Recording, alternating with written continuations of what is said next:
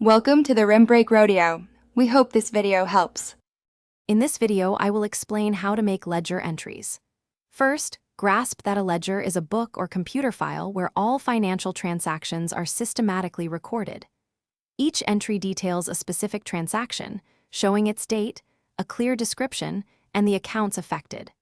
Begin by carefully identifying the transaction, then determine precisely which accounts are involved and how they change. This foundational understanding is absolutely crucial for accurate financial record keeping.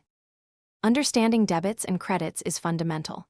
A debit increases asset and expense accounts while decreasing liability, equity, and revenue accounts. Conversely, a credit decreases assets and expenses but increases liabilities, equity, and revenue. Remember, for every transaction, total debits must always equal total credits. This dual entry system ensures the accounting equation, assets equals liabilities plus equity, remains balanced. To record a transaction, first analyze it to identify the accounts involved.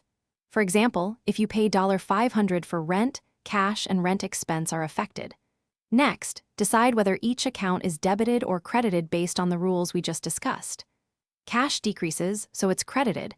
Rent expense increases, so it's debited. Finally, post these amounts to their respective ledger accounts, ensuring the entry balances.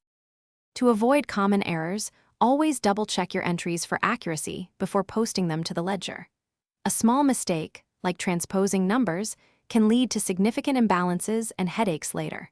Regularly reconcile your ledger balances with source documents and bank statements to catch any discrepancies early.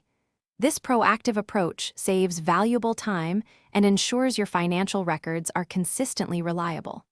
Also, remember to check the description for a link to Little Trees, Black Ice, and other great deals we've found for you. Thanks for watching. Consider subscribing if we helped you.